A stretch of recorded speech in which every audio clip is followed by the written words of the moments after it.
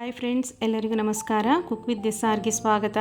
ನಾನಿವತ್ತು ಬೆಳಗಿನ ಬ್ರೇಕ್ಫಾಸ್ಟ್ಗೆ ಅಥವಾ ಮಕ್ಕಳ ಲಂಚ್ ಬಾಕ್ಸಿಗೆ ಅಥವಾ ಸಂಜೆ ಸ್ನ್ಯಾಕ್ಸ್ಗೆ ಮಕ್ಕಳಿಗೆ ಮಾಡಿಕೊಡುವಂಥ ಸ್ಟಫ್ಡ್ ಚಪಾತಿ ಅಥವಾ ಪಾಕೆಟ್ ಚಪಾತಿ ಹೇಗೆ ಮಾಡೋದು ಅಂತ ತೋರಿಸ್ಕೊಡ್ತೀನಿ. ರೆಸಿಪಿ ನೋಡೋದಕ್ಕಿಂತ ಮುಂಚೆ ಇನ್ನಷ್ಟು ಹೊಸ ರೆಸಿಪಿಗಳಿಗಾಗಿ ನನ್ನನ್ನು ಸಬ್ಸ್ಕ್ರೈಬ್ ಮಾಡಿ, ಹಾಗೆ ವಿಡಿಯೋ ಕೊನೆಯ ತನಕ ನೋಡಿ. ವಿಡಿಯೋ ಇಷ್ಟ ಆಗಿದರೆ ಲೈಕ್, ಕಮೆಂಟ್ ಮತ್ತು ಶೇರ್ ಮಾಡಿ. ಈಗ ರೆಸಿಪಿ ಹೇಗೆ ಮಾಡೋದು ಅಂತ ನೋಡುವ ಬನ್ನಿ.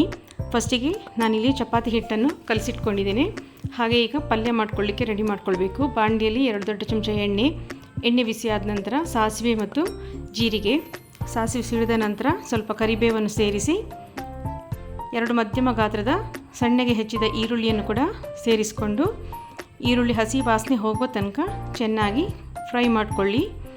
ಹಾಗೆ ಖಾರಕ್ಕೆ 2 ಹಸಿಮೆಣಸು ಬೇಕಿದ್ದರೆ ಸೇರಿಸ್ಕೊಳ್ಳಿ. ನಾನಿದು ಮಕ್ಕಳಿಗೆ ಮಾಡಿಕೊಡುವ ಕಾರಣ ಹಸಿಮೆಣಸನ್ನು ಹಾಕ್ಕೊಂಡಿಲ್ಲ. ಹಾಗೆ ಶುಂಠಿ ಬೆಳ್ಳುಳ್ಳಿ ಪೇಸ್ಟ್ ಬೇಕಿದ್ದರೆ ಕೂಡ ನೀವು ಸೇರಿಸ್ಕೊಳ್ಬೋದು. ನಾನು ಅದನ್ನು ಕೂಡ ಹಾಕ್ಕೊಂಡಿಲ್ಲ ಇಲ್ಲಿ. ಹಾಗೆ 2 ಮಧ್ಯಮ ಗಾತ್ರದ ಆಲೂಗಡ್ಡೆಯನ್ನು ಬೇಯಿಸಿ ಇಟ್ಕೊಂಡಿದ್ದೆ, ಅದನ್ನು ಕೂಡ ಇಲ್ಲಿ ಸೇರಿಸಿದ್ದೇನೆ. ಹಾಗೆ ನಿಮಗೆ ಇಷ್ಟ ಆದ ತರಕಾರಿಗಳನ್ನು ಕೂಡ ನೀವು ಇಲ್ಲಿ ಸೇರಿಸ್ಕೊಳ್ಬೋದು. ನಾನು ಕ್ಯಾಬೇಜ್, ಕ್ಯಾರೆಟ್ ಮತ್ತು ಬೀನ್ಸನ್ನು ಸೇರಿಸ್ಕೊಂಡಿದ್ದೀನಿ. ಕ್ಯಾಪ್ಸಿಕಮ್ ಇದ್ದರೆ ಅದನ್ನು ಕೂಡ ನೀವು ಇಲ್ಲಿ ಹಾಕ್ಕೊಳ್ಬೋದು. ಇದನ್ನೊಂದು ಸಲ ಚೆನ್ನಾಗಿ ಮಿಕ್ಸ್ ಮಾಡ್ಕೊಳ್ಳಿ. ನಾನು ತರಕಾರಿಗಳನ್ನು ಕೂಡ ಕುಕ್ಕರಲ್ಲಿ ನೀರು ಹಾಕದೆ ಒಂದು ವಿಜಿಲ್ ಕೂಗಿಸ್ಕೊಂಡಿದ್ದೆ.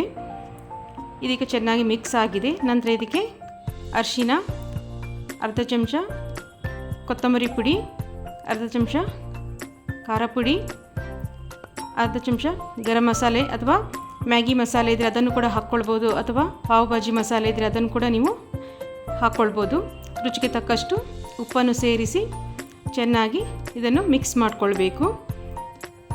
ಚೆನ್ನಾಗಿ ಮಿಕ್ಸ್ ಆದ ನಂತರ ನಾವು ಕೊನೆಯಲ್ಲಿ ಇದಕ್ಕೆ ಸ್ವಲ್ಪ ಕೊತ್ತಂಬರಿ ಸೊಪ್ಪನ್ನು ಉದುರಿಸ್ಕೊಂಡ್ರೆ ಈ ಪಲ್ಯ ರೆಡಿ ಆಗ್ತದೆ. ಪಲ್ಯ ಫುಲ್ ತಣ್ಣಗಾಗಬೇಕು. ಆಮೇಲೆ ನಾವಿದನ್ನು ಚಪಾತಿ ಒಳಗೆ ಸ್ಟಫಿಂಗ್ ಮಾಡಿ ಬೇಯಿಸ್ಕೊಳ್ಬೇಕು. ಇದೀಗ ರೆಡಿ ಆಗಿದೆ ನೋಡಿ. ನಾನಿದನ್ನು ಸೈಡಲ್ಲಿ ಇಟ್ಕೊಳ್ತಾ ಇದ್ದೇನೆ. ಹಾಗೆ ಚಪಾತಿಯನ್ನು ಲಟ್ಟಿಸ್ಕೊಳ್ತಾ ಇದ್ದೀನಿ. ನೀವು ಒಂದೇ ಸಲ ಎಲ್ಲ ಚಪಾತಿಯನ್ನು ಕೂಡ ಲಟ್ಟಿಸ್ಕೊಳ್ಬೋದು. ಮಾಮೂಲು ನಾವು ಚಪಾತಿ ಯಾವ ಥರ ಮಾಡ್ತೇವೆ ಅದೇ ಸೈಜಲ್ಲಿ ಲಟ್ಟಿಸ್ಕೊಂಡ್ಬಿಡಿ. ನಂತರ ಒಂದು ಸೌಟು ಪಲ್ಯವನ್ನು ಇದಕ್ಕೆ ಹಾಕ್ಕೊಂಡು ಸ್ಕ್ವೇರ್ ಶೇಪ್ ಮಾಡಿಕೊಳ್ಳಿ. ನೀವು ಟ್ರಯಾಂಗಲ್ ಶೇಪ್ ಮಾಡ್ಕೊಳ್ಬೋದು ಬೇಕಿದ್ದರೆ. ನಾನಿಲ್ಲಿ ಸ್ಕ್ವೇರ್ ಶೇಪಲ್ಲಿ ಮಾಡ್ಕೊಳ್ತಾ ಇದ್ದೇನೆ. 4 ಸೈಡ್ ಈ ಥರ ಸ್ಕ್ವೇರ್ ಶೇಪ್ ಮಾಡಿಕೊಂಡು ನಂತರ ಇದನ್ನು 4 ಸೈಡಲ್ಲಿ ಈ ಥರ ಮಡಚಿ ಪಾಕೆಟ್ ಥರ ಮಾಡ್ಕೊಳ್ಬೇಕು. ಈ ಥರ ಮಾಡಿಕೊಟ್ರೆ ಮಕ್ಕಳಿಗೆ ತುಂಬ ಖುಷಿ ಆಗ್ತದೆ. ಲಂಚ್ ಬಾಕ್ಸ್ ಫುಲ್ ಖಾಲಿ ಮಾಡಿ ಬರ್ತಾರೆ. ಈಗ ರೆಡಿ ಆಗಿದೆ ನೋಡಿ. ನಾನು ಇನ್ನೊಂದು ಮಾಡಿ ತೋರಿಸ್ತಾ ಇದ್ದೇನೆ. ಈಗ ಇನ್ನೊಂದು ಚಪಾತಿಗೆ ಒಂದು ಸೌಟು ಪಲ್ಯವನ್ನು ಹಾಕ್ಕೊಂಡು ಸ್ಕ್ವೇರ್ ಶೇಪಲ್ಲಿ ಮಾಡಿಕೊಂಡು 4 ಸೈಡ್ ಕ್ಲೋಸ್ ಮಾಡಿಕೊಳ್ಳಿ.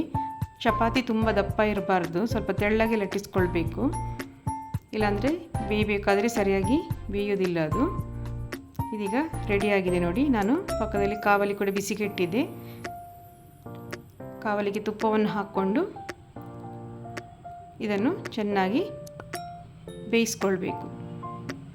ತಿರುವಿ ಹಾಕಿ ಮೇಲ್ಗಡೆ ಕೂಡ ನೀವು ತುಪ್ಪವನ್ನು ಹಾಕ್ಕೊಳ್ಬೇಕು.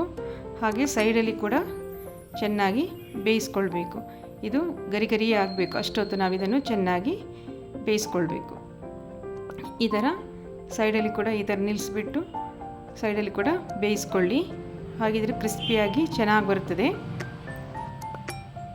ಇದೀಗ ರೆಡಿ ಆಗಿದೆ ನೋಡಿ. ಇದನ್ನು ನಾವು ಟೊಮೆಟೊ ಸಾಸ್ ಅಥವಾ ಪುದೀನ ಚಟ್ನಿ ಇದ್ದರೆ ಅದರ ಜೊತೆ ಕೂಡ ಸರ್ವ್ ಮಾಡ್ಬೋದು.